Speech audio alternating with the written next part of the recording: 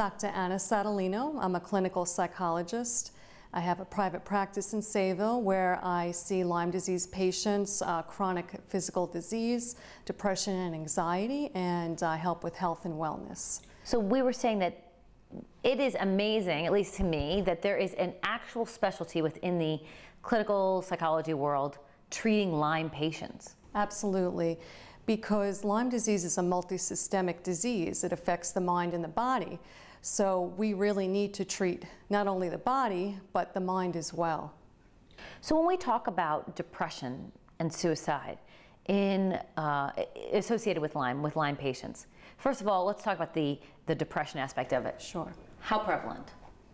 Depression is very, very common in Lyme disease. In fact, it's the most common psychiatric presentation in Lyme disease for multiple reasons. One of them being that the disease itself, the spirochete bacteria, one strain is Borrelia burgdorferi, it infects the brain. So some patients, about 40%, some Lyme specialists say, develop Lyme encephalopathy, or called neuroborreliosis.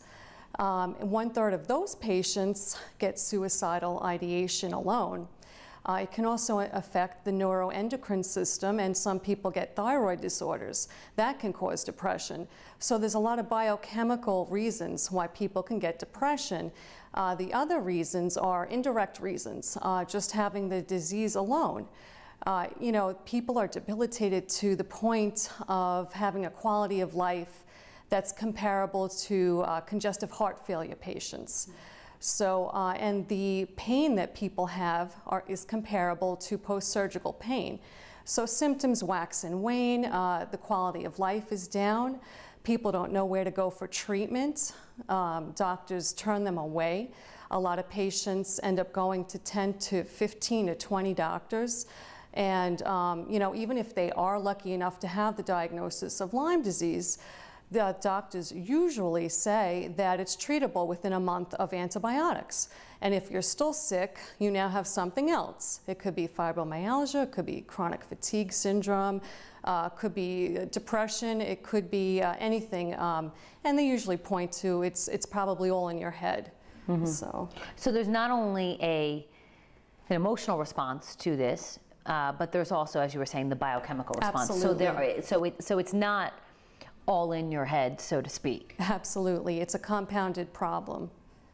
And when we talk about numbers, you said, I was reading something in the vicinity of maybe like 40% of Lyme sufferers have attempted, either had suicidal thoughts or attempted suicide, or at least have said that they have experienced severe depression. Yes, absolutely. It's hard to get exact statistics in that area because of the misdiagnosis, the unreliable testing. You know, the main tests that are used, they're 40 years old, and they were horrible then, and they're still horrible now, and they miss over 50% of the cases. So also that bullseye rash, that information is out there also, that they say people usually get. Less than 50% get that rash. In fact, atypical rashes are much more common in Lyme disease. So when a patient comes to you, when a Lyme sufferer comes to you and says, "Doc, I don't know what's going on, I need help," can you take me through that process, what they say to you and how you are able to determine how to proceed with them? Well, we take a full clinical evaluation that includes history, medical history, psychiatric history, any hospitalizations, what is the presenting issue, what's going on currently, any imminent stressors going on in your life. So it's a full evaluation. And do all of these people know that they have Lyme before they come to you, or is that sometimes something that is developed through the course of treatment with you? Some do and some don't. The ones that do feel very alone, and just the fact of finding somebody that understands the disease is huge. A lot of times just validating their existence is immeasurable to patients, because really we need more education for doctors and mental health professionals. Yeah, that's the problem, it seems, with this illness. That's something that we have been so surprised by. Once our first special aired, the amount of people from all over the world that have reached out to say, even with your report, being in New York, when I live in Germany or I live in Australia, I feel in a small way that I'm not as alone as I was prior to this becoming public, simply because I feel as if there are other people in the world now who understand my struggle. I was so surprised by that. I was also surprised by the amount of people who reached out to say that someone in their family had either attempted or committed suicide and they were a Lyme sufferer. And I couldn't quite understand how in this day and age those two things could go hand in hand. Yes, and most people don't, most professionals don't understand that either. But Lyme disease is a worldwide epidemic. There's at least 100 strains here in the US and about 300 or more worldwide. So again, the tests really only test for 1 or 2 strains. And again, they miss 50% of the cases. But you know, one thing that's very important again to mention is that it affects the brain in most patients. You know, even if it's caught early and people get a month of antibiotics, most people relapse along the way. So there really is no cure yet. Do you, and as I was asking this to Eva before, do you have to be predisposed to any sort of psychological or mental issue in order for it to be present when it comes to Lyme, when you are infected with Lyme? Absolutely not.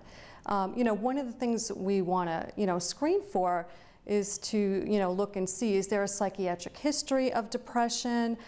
Is there any family history? Any alcohol or drug use, you know, that may just exacerbate that alone. So, but people get depression, the most optimistic person, you know, could be prone to getting depression from Lyme disease. Mm-hmm. The quality of life is so poor and the pain is unrelenting. So it really is, it seems, the pain that does it too. It's not just, again, the brain fog or whatever else is going on. It is the physical pain that they want to run away from. Yes, it's excruciating pain usually. Again, comparable to post-surgical pain. And, you know, a lot of body systems are usually affected with Lyme disease.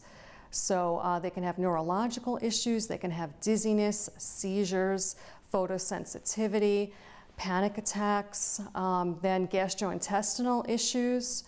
They can have neuroendocrine issues like thyroid disorders going on, extreme fatigue, like somebody just ran 5 marathons. When they haven't even gotten out of bed. Yeah. Right. We know that with Lyme, it takes a significant amount of time to reverse course and to get the body back to essentially a balanced state. When it comes to the psychological aspect of it, can that also, can those parts also be put back together? Can that person be completely healed or free of the demons that have now invaded their brain as a result of getting Lyme, or is that something that lingers as a result? Well, you know, what mental health professionals can do is help with stress management, increase coping skills, validating feelings, helping with medication regimens, and you know, by reducing stress and increasing coping skills and feelings of distress and depression, that's going to increase immune function. Talk to me a little bit about your story and how you inherently understand the struggle of these patients like Eva, who say that the thoughts plagued their mind and they didn't know what to do and they felt as if essentially their mind was betraying their body. Well, when I was about 29 years old, I came down with Lyme disease.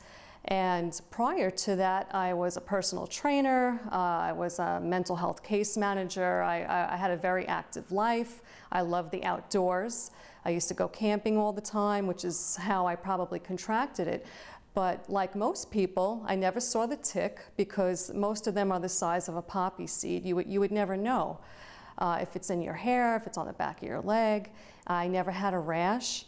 And so, to make a long story short, I became bedridden for years. I'd say almost 8 years on and off, going from doctor to doctor, not knowing what was wrong with me.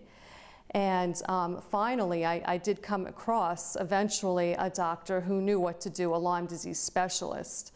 And, but of course, insurance wouldn't pay for the treatment, like with most people. So it was all out of pocket. So it ended up being very costly, and I lost a lot in my life, but I regained my health.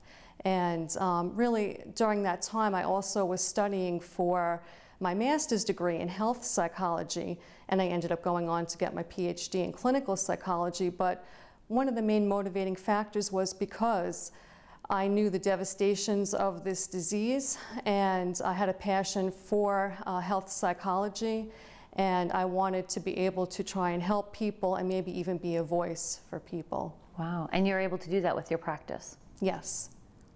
How many people do you see on a given day or week or month that are fighting Lyme and the thoughts of depression and suicide? Is there any way to put a number on that from your perspective? Well, you know, I get emails also, and I get phone calls from friends of colleagues, friends of friends. So I don't know if I could put a number on it, but I'd say I've been in practice before, not just in this location. So I would say maybe 100 along the way. Wow. So what can we do? What can those of us do who are not Lyme sufferers, at least not at this point that we know about? How can we help? How can we relate? How can we make those among us feel more included and welcomed and not alone, or not feeling as if this is a disease that truly has isolated them? Mm-hmm. What can we do? Well, by listening, you know, if you have somebody that you know that has Lyme disease, listening to them, validating their feelings, you know, maybe by saying, really nobody could truly understand what's going on unless you've had it or have it. But even saying that, you know, I truly don't understand, but I believe what you're saying, that makes a big difference. And I'm here to help you with whatever I can, maybe bringing over a meal. If they're starting to isolate themselves, maybe try and get them outside a little bit. Well, that helps. I mean, there are some mental benefits to saying, let's get outside, let's get you some sunshine, let's have you walk around, yes. Let's get you some fresh air. Anything else that we can do, you know, we want to make sure that we get this out to people, because I think people see those who are depressed and they think it must be something that happened in their childhood or something, or a major life event that caused that kind of break or that kind of detachment from reality. And there are so many, at least we're finding, especially on social media, that don't recognize that something the size of a poppy seed, this is the size of the tip of a nail, could ruin someone's life physically and mentally. Right. And that's true. And another thing that people can do is start writing letters to their local congressmen, to local legislation, you know, stating that we need better tests. We need more reliable tests. We need better education. We need to get the truth out there about what is really happening to these people, because again, it affects children, it affects everybody. It doesn't discriminate. Mm-hmm. And it does cause immense suffering and a lot of fatalities. Yeah, which is really unfortunate when you think about all those things that those people have left to give in their life, and they were robbed. That's right. By a tick. That's right, when they could have been treated, you know, and gone on to live, hopefully, a very good life.